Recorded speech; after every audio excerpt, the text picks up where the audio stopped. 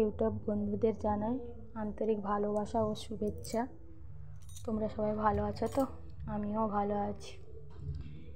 অনেক দিন আমি ভিডিও ছাড়তে পারিনি আমার শরীর অসুস্থ থাকার জন্য। এখন আমি ভিডিওটা ছাড়ছি। অনেকেই আমাকে অনুরোধ করেছিলে যে আমার বেডরুমটা দেখতে যাও, তো আমি দেখাতে সময় পাচ্ছিলাম না। আজকে আমি দেখাচ্ছি, তোমরা দেখো। আমার এই রুমে ঢুকতেই প্রথমে একটা মশলা রাখা র্যাক আছে। ওখানে আমার সব রকমের মশলা, খাবার ওইসবই রাখা থাকে। সাইডে একটা বেঞ্চ আছে, ওই বেঞ্চের মধ্যে চাল কৌটো, আটা কৌটো, মুড়ি ওইসব থাকে। তার উপরে ঠাকুর রাখা আছে। ঠাকুরের কাপড়গুলো কেচেছি তো, তাই ওইটা ওই রকমই লাগছে, নাহলে ওইখানে কাপড় দেওয়া থাকে, নিচে আসনে করা থাকে। তার উপরে ওই যে কৌটো টৌটোগুলো আছে। তার সাইডে একটা শোকেস আছে, শোকেসের মধ্যে টিভি, এই যে ঘর সাজানো কিছু জিনিস ওই সব রাখা আছে। আর ওই শোকেসের ওইখানে একটা পর্দা দেওয়া আছে, কারণ দুটো এমনিতে একটা ড্রেসিং টেবিল আছে, তারপরে আর একটা আয়না কেন থাকবে, যার জন্য ঢাকিয়ে রেখেছি। ওই যে একটা ড্রেসিং টেবিল, ড্রেসিং টেবিলের সাইডে আছে আমার মিক্সি যে ব্যবহার করি, মিক্সিটা রাখা আছে।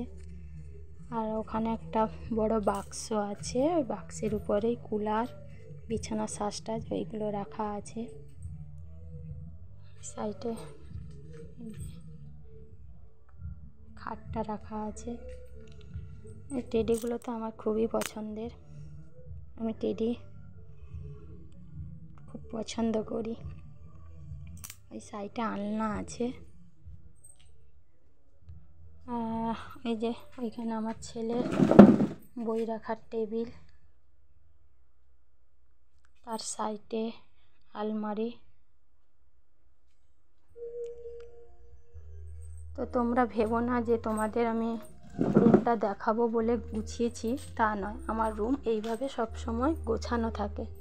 তো তোমরা একবার দেখে নাও, তোমরা দেখে বলো তো আমার রুমটা কেমন সাজানো আছে। ওই রকম রুম আমি সব সময় সাজিয়ে রাখি, আমার ভালো লাগে রুম সাজিয়ে রাখতে।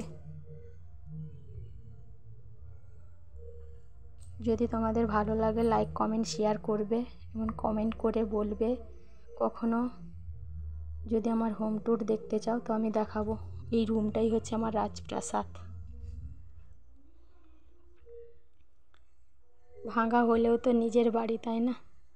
অন্যের বাড়িতে তো নেই আমি।